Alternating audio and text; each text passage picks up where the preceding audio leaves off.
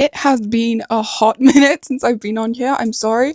Things have been crazy. I've been moving house and it's been like a bajillion degrees in Europe. The heat waves in the UK are genuinely just unbearable. I'm really sorry I haven't been posting. However, today I have a video that I've wanted to talk about for genuinely the longest time because it features probably one of my favourite philosophers of all time, Socrates. What's really notable about Socrates as a philosopher is he doesn't have any actual written work by himself that we can read and digest. We kind of have to read about him through the works of other philosophers such as Plato. And the reason that Socrates never wrote any books directly ties into this video. Essentially, as an ancient philosopher, Socrates really disliked the idea of books and books going out to the public and being things that humans used within their everyday lives. One of the biggest issues that he had with books is that we're incredibly passive when we consume them. So it's not like you yourself have gone out to actively seek out this information. The book is instead relaying it back to you instead of you going out and getting a unique perspective and a really in-depth and in-detailed experience of life. Socrates also worried that our kind of reliance on books would make us less intelligent as human beings because he believed that whilst we have books here that tell us everything, we no longer need to have this constant memory and this constant kind of rejigging of our thoughts so that we can remember correct information because it's already there, it's stored. Storing the memory isn't important to you anymore because it's stored in a physical way outside of the human body. This really concerned him because he believed that this would weaken our mind, weaken our intelligence, and also our integrity and ability to go about life acting based off of how we were and our internal morals instead of an outside input. Another thing that we see Plato writing about when it comes to Socrates' takes on books and the fact that they could be detrimental to human beings is the fact that Socrates argues that they give you a false sense of feeling informed. When you read a book, you can collect information from the pages and you can tell yourself that you've learned something, that you now know something, that you're informed on an issue. But if you've never actually gone out and directly interacted with whatever issue, whatever event you are researching, you are reading about, then you've never actually had the lived experience of being part of that physical reality.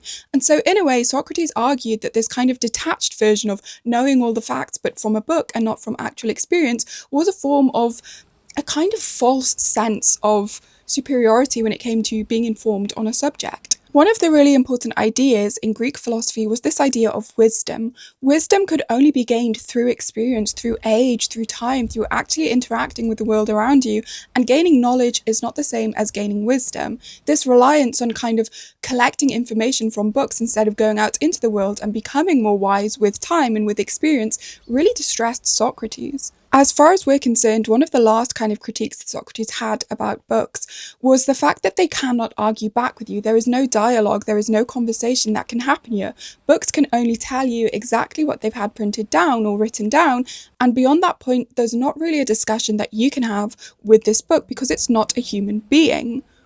The Socratic method itself quite literally relies on questions and answers and this kind of dialogue that you have with other human beings. There is no way that a book can debate you. There is no way that a book can question your thinking or that you can question the book's thinking in the same way that humans can interact with each other.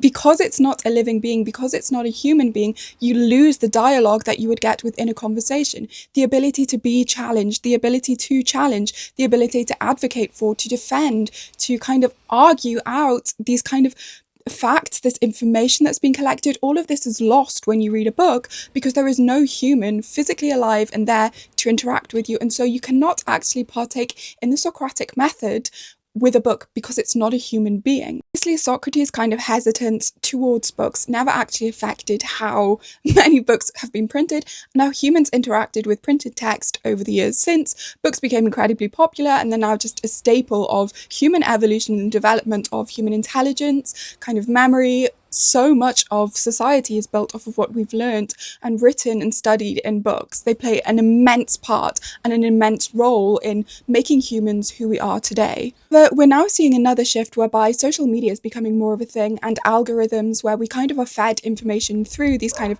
tech codes. These are becoming the new kind of books with regards to humans being able to access information through a new form of media. Where I think this is super interesting is when we look at social media and we look at books, we can see that a lot of the fears Socrates had with regards to books and how humans would consume books A lot of these fears and a lot of these anxieties around them have actually been amplified so much more in social media and in the new algorithms that we're using as our ways of gaining information and spreading information.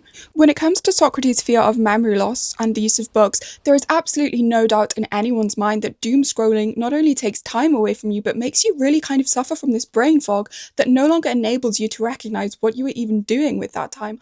Our memories are horrific, and as our attention spans get worse, that's probably going to increase and not get any better anytime soon. Because algorithms and social media algorithms feed you this constant feed of exciting and bright memories and colors and videos and trends, we no longer have these significant moments which, pin mark our memory. They set an exact point in the day where something so incredible or something so aesthetically pleasing happened that it stuck with our memory, because we are constantly being flooded with aesthetically pleasing videos. We are constantly being flooded with videos with incredibly bright lights, incredibly heavy themes, incredibly exciting scripts and probes, and so much is going on that we're no longer remembering things that are significant because there are so many significant things in our feed. On top of that, with regards to memory, we're also seeing issues with attention span because people are consuming these videos and this content that takes such a short amount of time to consume that then when they go out and interact with the real world, they have a much kind of less lasting attention span, even when interacting with stuff that's not digital. This causes a massive issue because one of the reasons that we can remember stuff in such detail is because we are paying attention. When we lose our attention spans, we lose that ability to pay such close attention to things that matter and to remember stuff correctly. Memory has played such an important role in getting humans to where we are today with regards to our evolution and the progress of human society.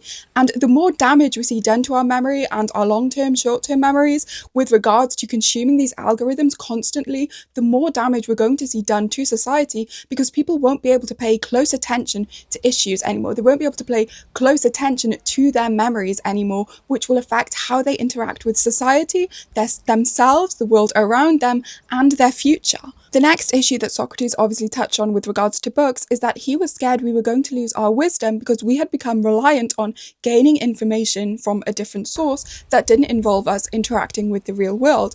And we see this so frequently online. How many people take their political opinions from posts that they see online instead of going out and interacting with the real world? How many people who kind of take their news sources from online and going out and interacting with the real world? How many people think they're specialists in specific fields because of stuff they read online and in tweets and in Wikipedia pages instead of going out and interacting with the real world? A really interesting concept that I was reading about in a separate philosophy book recently was talking about how one of the only ways humans can measure how fast they are is by running against other humans.